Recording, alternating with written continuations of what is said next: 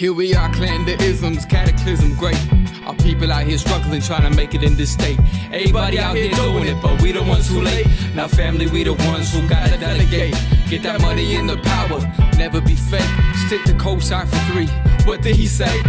Create jobs, support our own. Educate the same and buy back your home. Got 3 degrees, triple 10. 3 PhDs, now we on the CNN. DBTV, let's talk about negligence. Ignorance is bliss, but we can turn it to intelligence. Believe none of what you hear, half of what you see.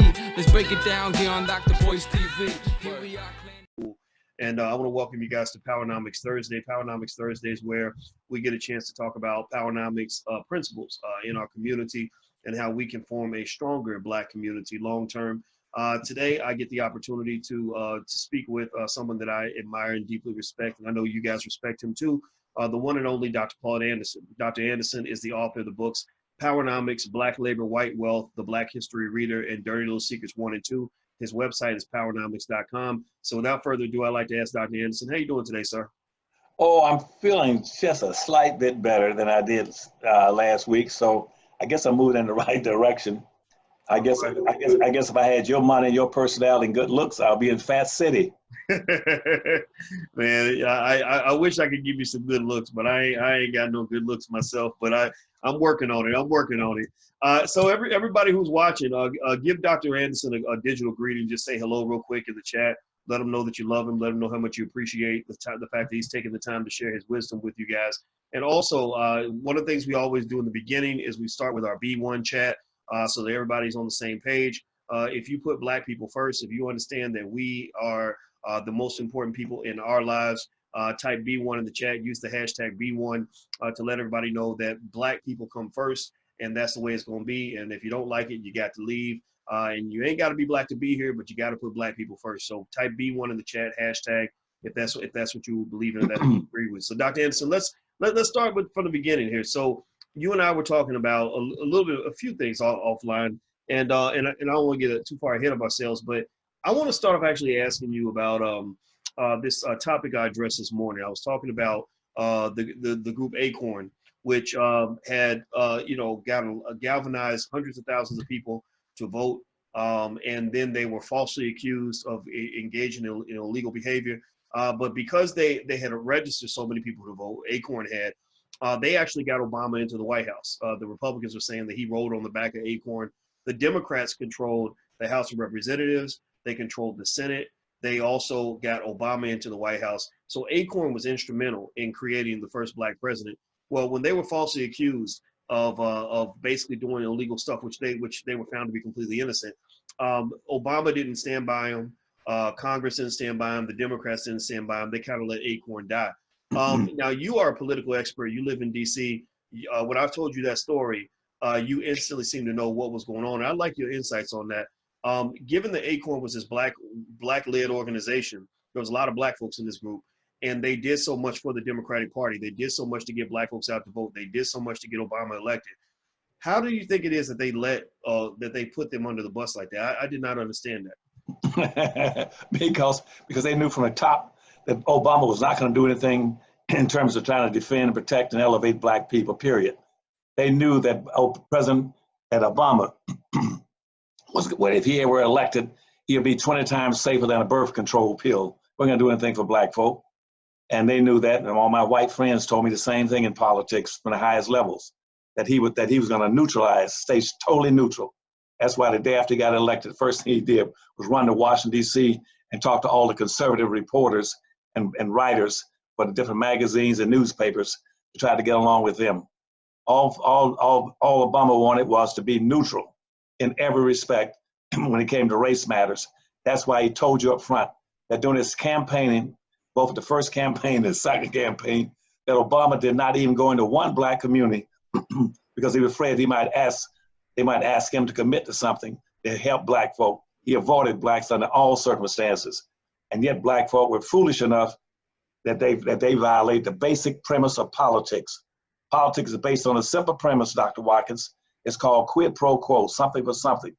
Politics never, as you know it today, never existed until about the 1500s. It came into existence. Politics was a French word which meant deciding who's going to get what benefits out of government. And it must be based on quid pro quo, something for something, one hand wash the other, you scratch my back, I scratch yours. But Obama knew that. Obama was not going to make any commitments to do anything for black folk. And the best way to offend him, like Maxine Waters and others found out, was to ask him to do something for black folk. He didn't mind helping Jews, Arabs, Asians out, handicapped, poor people, or women, or gays, but he wasn't going to do anything to help black folk. And he did a sufficient job. And in final conclusion of my remarks, the worst thing he did was become a model. President Obama became a role model for all white racists and conservatives in the country to demonstrate beyond a shadow of a doubt that you didn't have to do anything for black folk to be the president of the United States. So therefore, anytime a black person or anyone else asks a white person or white president like Trump wants to do something for black folk, all President Trump has to do is to use the model of Obama and say, look, you had President Obama there for 8 years. He didn't do anything for you. Why would you ask me to do what your own black person would not do? And that is a model that's going to handicap black folk in politics for the next 200 years, is that you had a black person became the president of the United States and do not one single solitary thing specifically and solely to elevate the quality of life for black folk and reverse the social conditioning and the social construct and counter all the negative things that happened to black folk during slavery and Jim Crow semi-slavery. President Obama is a role model for the negative for black folk. Well, you know, I'll tell you what, I watched the documentary, and I got the name of it somewhere. I think it's called Acorn, the Firestorm, or Beyond the Firestorm, or something like that. And I was really kind of astonished, you know, by what I saw, you know, in terms of, I didn't know Acorn had done that much to get Obama elected and to get the Democrats into power. But then I was stunned that based on limited information, they just threw Acorn under the bus. And what this made me think about, Dr. Ennis, I'm sure you have something to say on this, is that it seems that when it comes to politics, a lot of people want to use black people. A lot of folks love to use black people. But when it comes to reciprocity, that quid pro quo you're talking about, or at least sticking by black folks when they need them the most, they tend to disappear. They say, well, we're here to take from you, but we're not here to give anything back, which seems to expand not just to the political arena, but also to the economic arena when you talk about how black communities go bankrupt every single day because people come into the community, take all the money out, and then they go home. Can you kind of speak to that a little bit? Yeah, well, that's been pretty traditional throughout history, is that everybody uses black folk. See, one of the things that that's very important for me was that all my life, when I came into the world for a very specific reason based on my understanding of my family. See, my mother and father, which I deeply appreciate, brought me into this world. And but I came in, and one of the first things that I learned was about black people. I was going to a religious event and listened to the preacher talk about Samson in the Bible and how Samson came into the world for a very specific purpose. And I never have I ever heard another black preacher talk about that and understood it. Samson came in as a prototype for Jesus Christ. He was a prototype for the Old Testament. He came in here under the same identical circumstances that Jesus Christ came in. But there's a major difference. When Samson came in, Samson had one commitment. That was to fight for his people, defend them. Samson did not come into the world to be a minister. He didn't come into the world. He didn't wear a collar. He was not a preacher. He was a gambler. He was a whoremonger. He was a warrior. He was a murderer. He did everything necessary. But one thing he would not do, he would not allow anybody to offend and mistreat his people. That was Samson's role. That's what he came in. But if you were to go back and read about Samson in the Bible, you find out that in every respect, he prototyped what happened with Jesus Christ.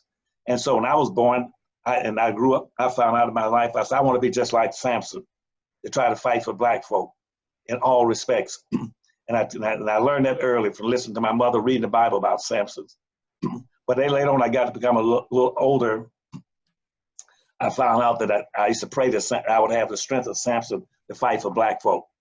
But I couldn't get that because God never gave me those abilities. So I said, maybe God didn't want me to be like Samson fighting for black folk. And maybe really he wanted me to come to the earth, and that's what God sent me here for, was to be more like Noah, to be able to research and go across the land and tell black folk what was coming.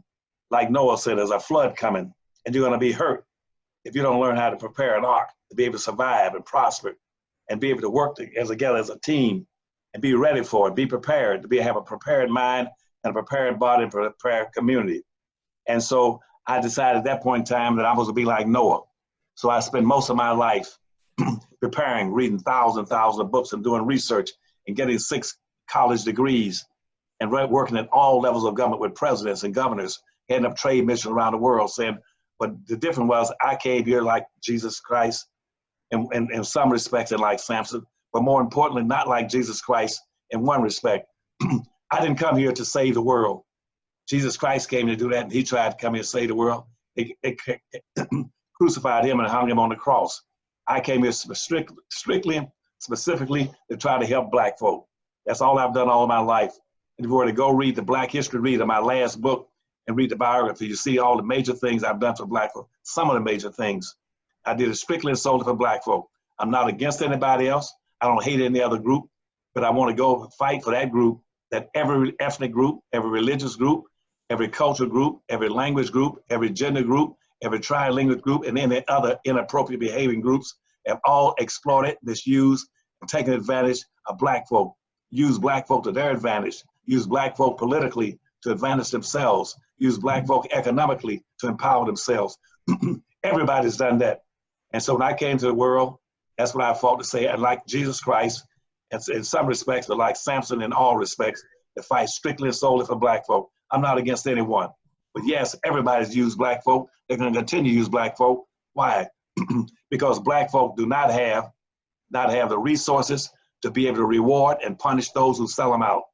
So almost every black person you put into a political office, he's going to use meritorious manumission to elevate himself, and be able to sell black folk out and profit. That's what they're going to do. Other groups are going to sell black folk out because black folk are defenseless.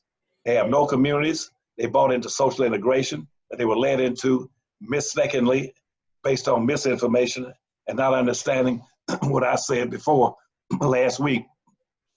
They never understood about Revelations and the 4 horses of the apocalypse. And then I looked at your site last week, and one woman says, how does Dr. Anderson know that 4 horsemen came here to help black folk? How does he know that the 4 horsemen have come or will come? And I want to answer her question on your show. I came for a very specific reason. A lot of things you don't know, but you got a brain. And you got a brain you should think and analyze. If you analyze historical science and conditions, you can make predictions. I don't know right now whether or not the sun's going to come up tomorrow morning. If I understand the historical records of when the sun rose at what time you can make a prediction what time the sun's going to come up. And that's the difference. And right now, so I try to use what I've learned in history, how to predict. And I predicted that the 4 horses of apocalypse that's in Revelation, John 1, came to the earth as presented in Revelations in the Bible. It came in right in the 1950s, and that's what why black folk right now are suffering those 4 things from the 4 horses of the apocalypse. Whenever you want to talk about them today or the next week, we'll talk about those specifically on how they impact negatively against black folk. But I'm here to try to help black folks survive the 4 horses of the apocalypse that nobody understood, not even those who taught and misteach Samson in the Bible and misteach Christ in the Bible and never understood Revelation, what it meant about the 4 horses of the apocalypse. I hope I answered, but everybody's been using blacks. They still use black folk. I'm here to help black folk. That's why my 4 or 5 books were designed like second Bibles, as Ebony and Jet says, to help black people. All right, everybody. I'm speaking with Dr. Claude Anderson. Dr. Claude Anderson is the author of the books Black Labor, White Wealth, Powernomics, Dirty Little Secrets 1 and 2, and the Black History Reader. His website is powernomics.com. If you have not gone there yet, it's a great time to go there because these are books that your children should all read. You should introduce your children to these concepts. I think it's really, really important. And also, do me a favor, everybody. Right now, please take 1 second, hit the thumbs up button, hit that share button, subscribe to the channel, subscribe to drboycetv.com. We won't let you down. We're here for you every day. and make sure that we, work together, stick together, share information so that we can actually grow together. So Dr. Anderson, let's talk about the 4 horsemen of the apocalypse. So you've talked about you know, the eventual struggle, destruction of Black people, or just how Black people are in a situation where we're in a state of war. And in this quarantine, you're seeing millions of people that are out of work. You see a lot of folks that are really struggling. But what I also see is I see a lot of fear. I see a lot of people fearing, you know, not just the virus, but also, you know, either they're in fear or they're numbing themselves. You know, they're the biggest, most popular places to gather are like party websites now. People are having parties on the internet. You know, there's DJs that are doing, you know, little Instagram parties, and everybody's coming to the DJ party. But you don't really, but you know, and what that kind of reminds me of is that our community, you know, we got a lot of people that are always ready for a party, but not a lot of people that are ready for a plan. You know, a lot of people ready for, you know, to have some fun, but not really interested in strategizing or putting together something that's going to help us achieve a goal or to overcome something. So the P that we focus on tends to be party, when we maybe should be focusing on planning, on preparation, right, on purpose. Can you kind of speak to some of that in terms of are people being distracted in the middle of desperate, tough situations like the times we're in right now? Can you speak to that a little bit? Oh, yes, I will. See, and let's go back very quickly. I don't want to take up all the time today talking about this, since I gave you some information about this last week. But see, the four horses of the apocalypse arrived about in the 1950s. And the four horses of the apocalypse was made up of three horses. One was called a white horse, the other was called a red horse, the third one was a black horse, and the fourth one was called a pale horse. And each one of those had very significant things impact on the world. And it did come. And see, the first one was called a white horse. The white horse symbolized a person rising up and going out into being and wearing a crown and being very significant and try to bring about a new spiritual base to the mankind and what it meant to the world. And seeing that, in my mind, that came out with Martin Luther King. That was very critically important in the late 1950s. That's why Martin Luther King rose to such prominence. That's why you hear all these white folks still talking about Martin Luther King, what he brought about and what he did. They accepted him. He was like the white man, he was like the white horse riding the white horse. And that's why they like to quote him, because what they did once he became very popular, they jumped in and started trying to mislead Martin into down the wrong path. And when Martin should have been focused strictly on black folk, they misled him and tried to trick him again and mislead him in the wrong direction. And so Martin came in, and that's why he started calling for this march on Washington. Let's say in 1963. At that particular time, the Kennedy administration said, "Yeah, we'll accept him as being the knight in white armor." And they always look up to Martin Luther, because their other choice on the other side was Malcolm X. Because on the back side, you had Malcolm X. Most people, blacks in America, were rallying to Malcolm X and to the Black Panthers and to the Black Revolutionary Party. Blacks were not listening to Martin Luther King. They were following other groups that were much Elvis Cleveland and Rap Brown, Stokely Carmichael. Those are the people that are very significant. That scared the hell out of white folk. And they said Martin Luther King was riding a white horse. We'll take him instead. And then when Martin Luther King scheduled to come into Washington, that's 1963 March, the Kennedy administration jumped in immediately and said he can come, but he's going to have to come with certain qualifications. First of all, he can come in, but if he bring them in, blacks into Washington, D.C. for a big march on Washington, that he can't that he had to get in here and get out of town before the sun went down. Because just like these sundown towns all across America at that time, with most of them being in Texas, but every city had a white city where black folk could not come into a white community and stay there after the sun would go down. They were called sundown towns, which means blacks had to get out of town before the sun went down. So if blacks were to march on Washington, they had to be out by the time the sun went down. And the Kennedy said, we don't want all these blacks coming and giving an impact that somehow this nation was going to recognize blacks strictly and solely for what they were worth in the society, that they were exceptional people, special people, that they were the people who were the black labor that had built this country. We cannot let that occur, but for them to get that kind of recognition that Dr. Anderson presently pushes nowadays, that they are the special people in this nation. They were the one that built the country. And so what they said is that he can have that march on Washington, but we're going to go. So what they did, they used their power in the presidency to bring in white colleges, and all these young white kids came into the march to dilute it and wash it down. We said we got to neutralize blackness. Blackness is too powerful, because that's why in 1924 they passed what's called a one-drop a black blood law, which says that one drop of black blood was so powerful that it would override tons of white blood. That's called it's called a one-drop rule. Have you familiar with that one? Mm-hmm. Okay, that's what that meant. We cannot let blacks have that kind of power. So they brought in all these white young kids from college to participate in the march in 1963. Then secondly, they also did the same thing with white women. They called all these white organizations, brought in all white women to help neutralize down the march on Washington, D.C. And then the third thing, then they went to the unions, divided all the unions participated in that march. And lastly, they also got the gays into it, that neutralized that march so that you could take the focus off of black folk. And that's why Martin Luther starts not talking about black folk at that march. He was then persuaded just to be able to continue to do what he was doing in trying to help his own people. He had to neutralize and water it down so it wouldn't be that strong. That's why he started talking about colorblindness, about having a dream, about a little black boy walking across the red hill of Georgia holding a white girl's hand. That was not a dream, that was a nightmare. And then he shifted from that, they said, to bring in, start to focus on poverty, because poverty could not be neutralized. Poverty right now was not the major issue, because right now there's a major difference between white people. Poverty for whites and poverty in black are totally different, because white folk are always a part of the white power structure. They get what benefits that the rich people bring to the table. Poor whites get a chance to enjoy it.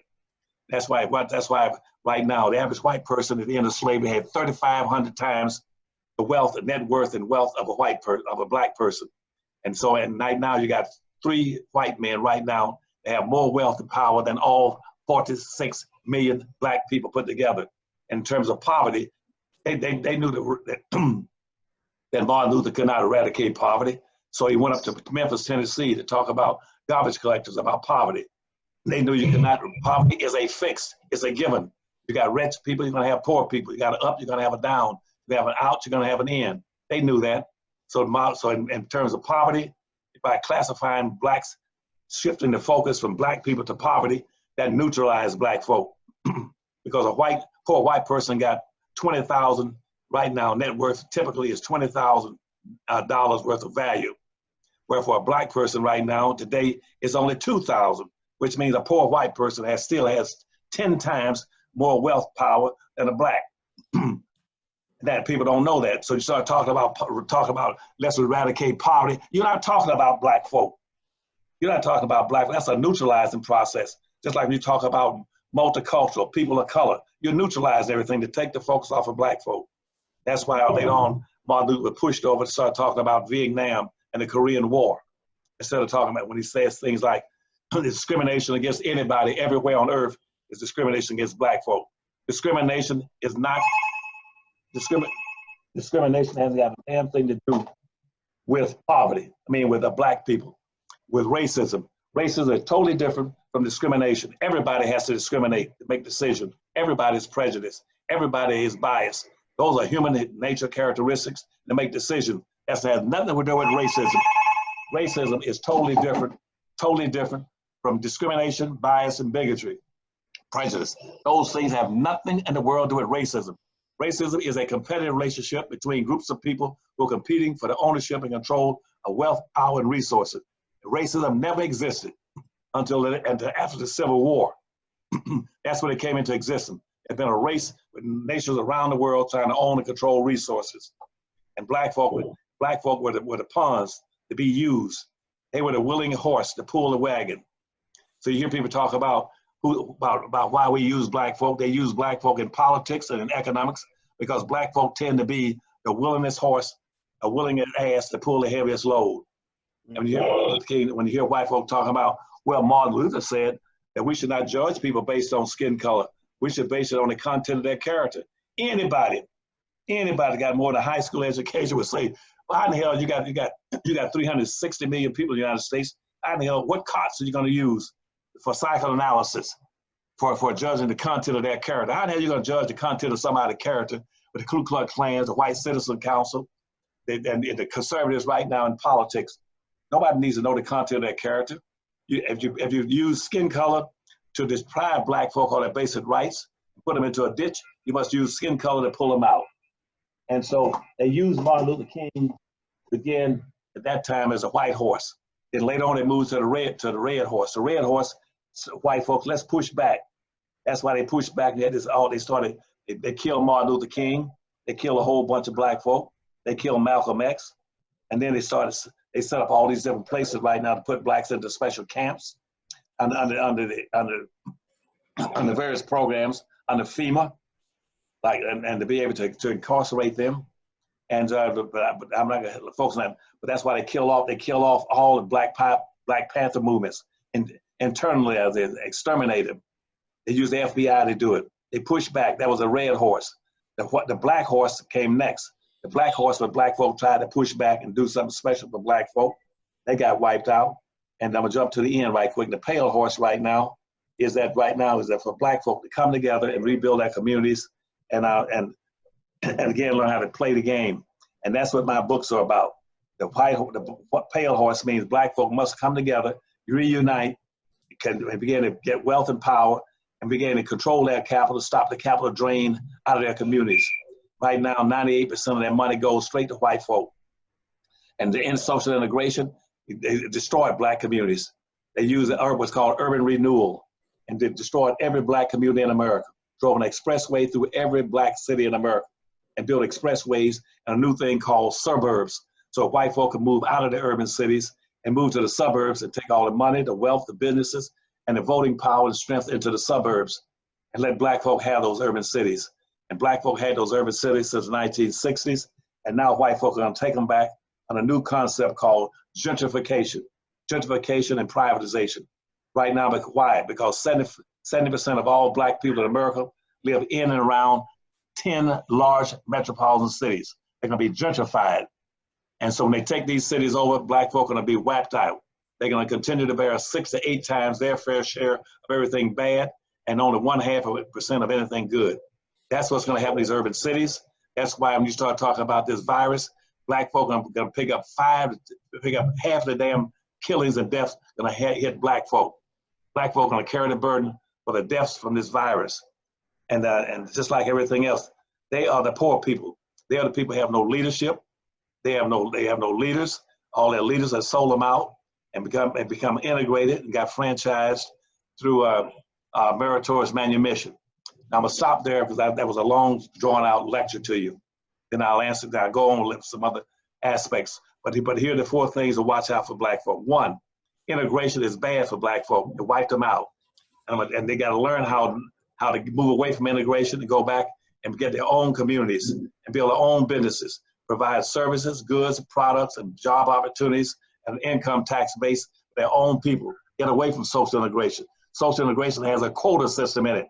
White folk are never accept more than 5 to 6% of black folk to be socially integrated. That's why right now you're more segregated today than you were in 1954. Point 1. Point 2, the next horse, the red horse, would be integration. Immigration. People coming into the country. They're coming into the country to bury black folk. Nobody's coming into the country to get along with black folk. They're gonna come in and take all the jobs. That's why 46% of all the jobs under Obama, the Hispanics, not the black folk. That's why black folk now are under the bottom. If you go look at the 2014 census, you'll see that on the social context, black folk are still on the bottom. Asians came in the country and get 5 times the income of black folk. Even Hispanics are twice over black folk in income. Black folk are still on the bottom of everything. So immigration is a negative. They're displacing black folk in everything, in jobs, business, education. All the programs that should have gone to black folk under a great society went to immigrants. That's the second thing. With immigration is negative for black folk. The third thing is globalization. They took all those industries that should have stayed in the black community to give black folk a chance after the civil rights laws. We had, like, for instance, we had almost 200 shoe manufacturing companies. They could have easily integrated black folk and given black folk some of those factories where black folk have been producing shoes. They didn't. They moved all those industries to abroad, to third world countries. They moved the shoes out. They moved the furniture industries out.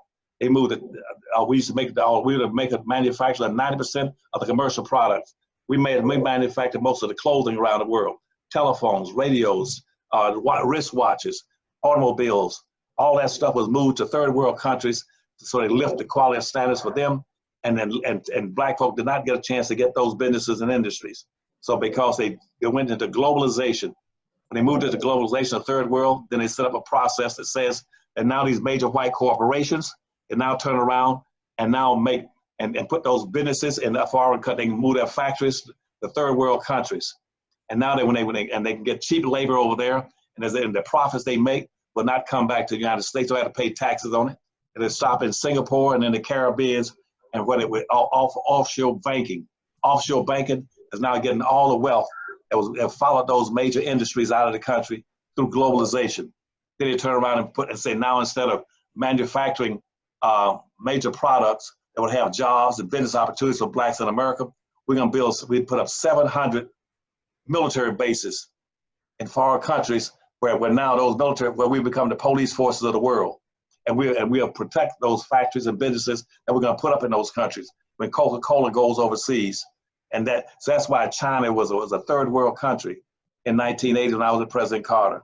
And now we moved all our factories and industries, so now China is producing the products. Now we get 57% of everything that's produced by China comes to America. United States buy it. We buy it. We buy 47% of all the textiles we had textile factories in South Carolina, North Carolina, Virginia, and Maryland, and up in New Jersey. All those industries moved to China, move to India. Now India, go look at the clothing. Most of it comes from India. 47% of Oh, Dr. Henderson? Looks like Dr. Henderson froze. While Dr. Henderson comes back, I assume he's going to come back in a second. Do me a favor, guys. Let me know if you can see me and hear me okay. Can you see me and hear me okay? Give me a yes or no if you can see me and hear me okay. It looks like it might be my Wi-Fi, so let me see if I can make some adjustments here because my Wi-Fi has been acting weird since the quarantine. So let me see. Yeah, I sure can. Now I can. Now I can. Okay, and the last thing was technology. Technology is the fourth horse of the apocalypse. Technology was designed to displace black folk. That's why all the jobs that black folk had in the South, all the way up to where black folk were the major cotton pickers and laborers in the South.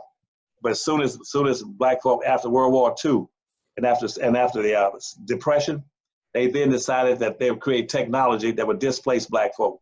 Black folk moved north and came into Chicago and Detroit and all these big places. Went into the factories, chemical plants, to the automobile factories, and to the steel mills. And guess what?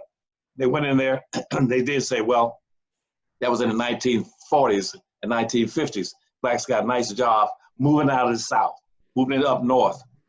As soon as they got in there, they started introducing technology with computers in about the late 1960s.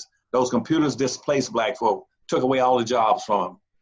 And so now, so instead of having automatic, where blacks working as elevator operators, they put in computer-driven operators. Instead of electric dishwashers, they put in automatic dishwashers. Everything was technology displaced black folk. And what most people don't know is that technology doesn't create jobs. Technology destroys jobs. They keep telling black folk, we're going to create some new technology so you black folk have more jobs. For every job, for every one job that technology creates, it destroys 12 to 13 jobs. Nobody in his right mind would be. That's why all the parking lot attendants are gone. All the factory workers are gone. They're displacing black folk. Pretty soon, black folk will be no jobs for them because blacks don't have their communities. They don't have their businesses. They can't produce jobs. And so what they're telling black folk in school, go get yourself a good education so you can go back to a neighborhood.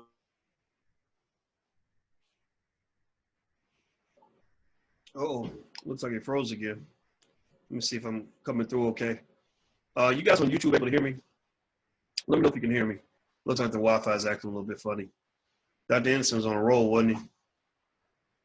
Okay, I'm gonna get off now. But technology is the last thing that's against black folk. Those are the four horses. One is integration, another one is migration. The third one was called technology, and the other was globalization.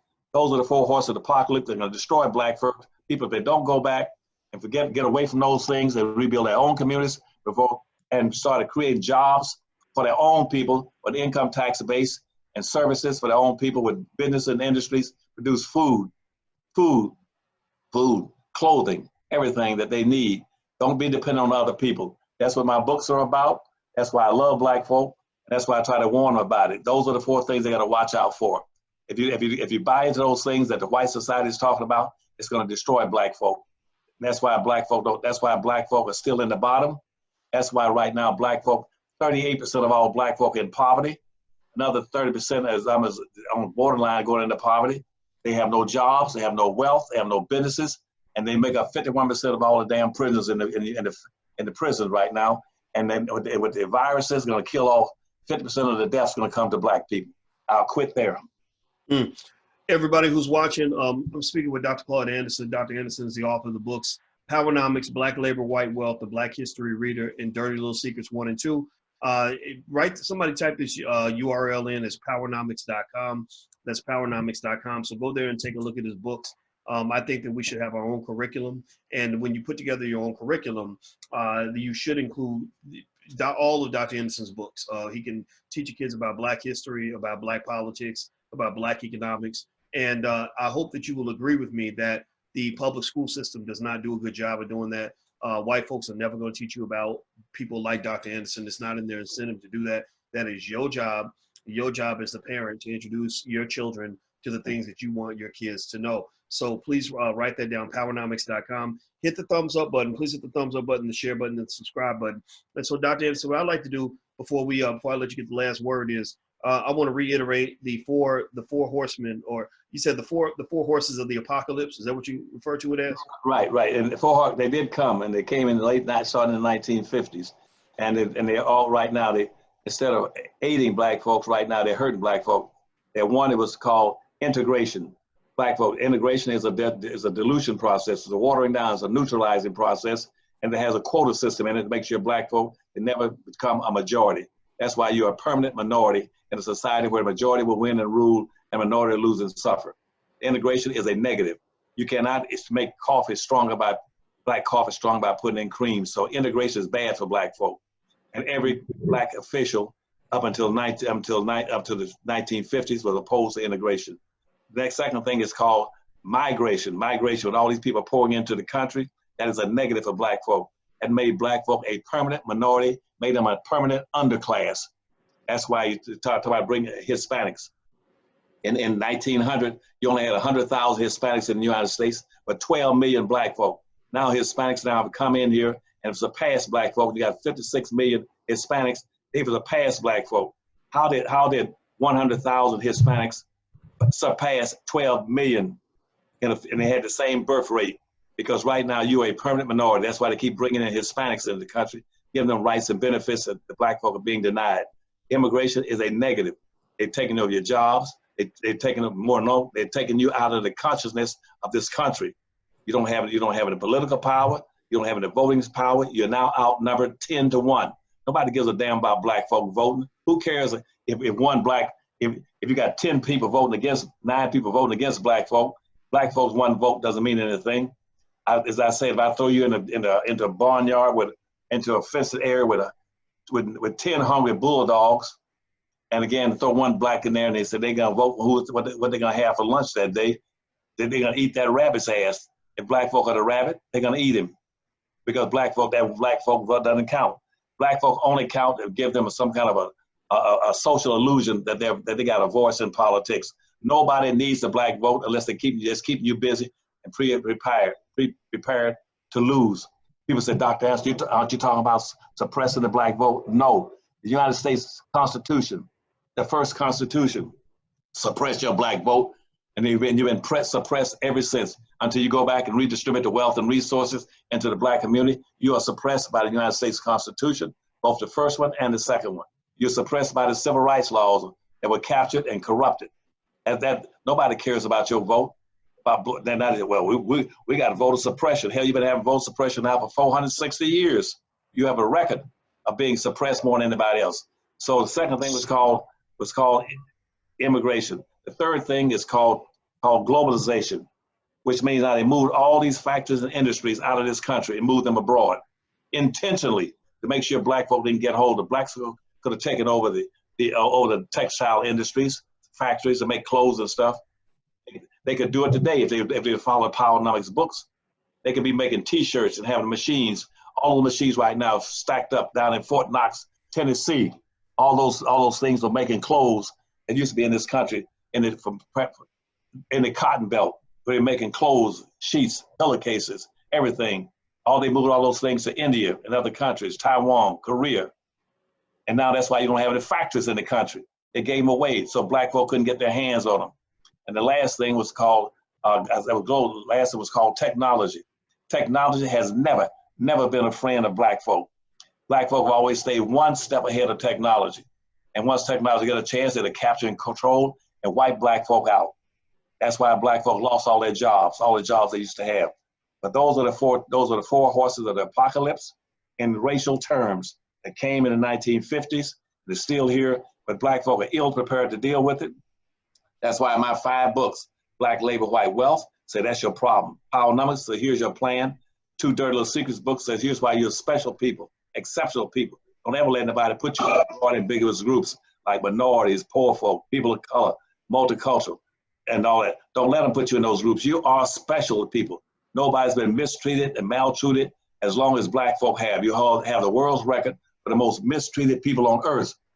And the last thing is the technology that is going to wipe you out. Those are the 4 horses of the apocalypse: globalization, technology, immigration, and migration.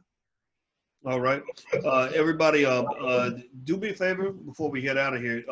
Hit the thumbs up button. Everybody hit the thumbs up button. Hit the subscribe button. If you're watching on Twitter, please retweet this conversation. If you're on Facebook, please share this. We really want to basically take over our spot in black media. Intelligent black people are taking over. So I just want to make that announcement now, because pretty soon everybody's going to be doing what we're doing. 10 years ago, we started talking about wealth and economics. Everybody thought we were weird. Everybody thought we were crazy. Now everybody's talking about wealth and economics. Well, over time, I'm telling you, over time, it's only a matter of time before our community turns that corner.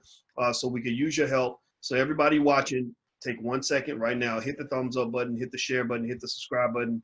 That really helps us to push the message. Also, type in powernomics.com or use the hashtag Powernomics or hashtag B1 to let people know you're black first. Use those hashtags on social media so people can join the conversations. If you want to join Dr. Anderson's YouTube channel, it's on powernomics.com. You can find it, subscribe to it. Everybody subscribe. Everybody take a look at the books. Consider making a donation to Harvest Institute, his think tank. That's harvestinstitute.org.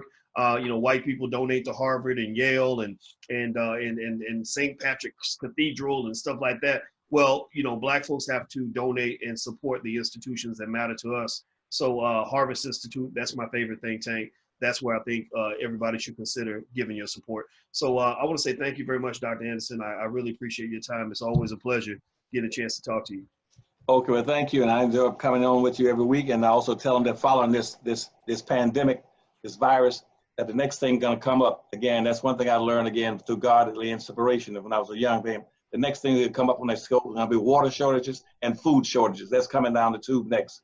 And then when the next time we come on next week, I'm going to tell you how they can be prepared for protect themselves for water shortages and food shortages, just like I told you how to protect themselves from these viruses. Build your own communities, put in your own medical centers, doctors' offices, and your food grocery stores.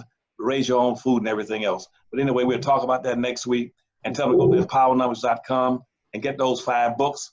And again, I'm gonna check and I'm gonna call the office. Say, did they buy that book? Buy those 5 books? I said, when Dr. Watkins says, tell them to get those books, they'll go buy them so they can understand these issues. Because right now, spent my entire life by either by my parents or God sending me to earth saying, do this for black folk. And I've done it all my life. Look, read my books, you'll find out that's what I'm after. I'm not against anybody, but I do love black folk, even though some of them ain't worth a quarter, but most of them I love. Well, we love everybody in here. And so I hope everybody will take a second also to let Dr. Anderson know how much you love him. Please give him a digital thank you, a digital round of applause. Just everybody say thank you so much for taking your time, for sharing. I appreciate it, Dr. Anderson. And so I want to give the URL again. It's powernomics.com. That's powernomics.com. And don't forget, we got Black Movie Night next week where we're building a Black Hollywood and supporting Black filmmakers. So if you'd like to register for free for Black Movie Night, we're going to watch The Melanin Code by Marcus Small, which if you like movies like Hidden Colors, The Melanin Code is a lot like Hidden Colors. Not to compare the two, not that they're competing, but it's a genre, right? So check it out. You're going to love it. Marcus is going to be there. So blackmovienight.net. That's blackmovienight.net. That's where you can register. And of course, if you haven't learned to buy your first share of stock, get the free training at firstshareofstock.com. Everybody become an investor. And so powernomics.com, though, that's the URL I want you to write down first, because I want you guys to go there and make sure your kids get exposed to Powernomics principles. So when they buy those books, tell them to get the library pack. That's important. To get all 5 of those books and a DVD for $99. That's critically important. To get all those books are vertically integrated to show them all these problems and the answers and how to beat it. And say, like Powernomics says, a prepared mind and a prepared community can teach Black folk how to survive. Those are what those books are about, preparing them. Well, there you go. Like they say, if you stay ready, you ain't got to get ready. So right now we all trying to get ready, but we should have been staying ready. So just know, a crisis, the next crisis is around the corner. So make a choice. Are you going to stay ready, or are you going to be trying to get ready? Because right now a lot of folks are trying to get ready, and we ain't ready. So be smart, be intelligent, and stay Black, everybody. Love you guys. See you soon. Thank you, Dr. Anderson. Thank you, buddy. See you next week. All right. Take care now. Bye-bye. All right, bye-bye.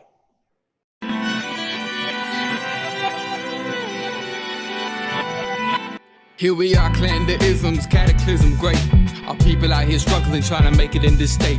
Everybody out here doing it, but we the ones who late. Now family, we the ones who gotta delegate. Get that money in the power, never be fake.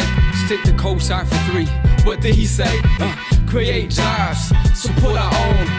Educate the same and buy back your home. Got 3 degrees, triple 10. 3 PhDs, now we on the CNN. DBTV, let's talk about negligence. Ignorance is bliss, but we can turn it to intelligence. Believe none of what you hear, half of what you see. Let's break it down here on Dr. Boyce TV. Here we are.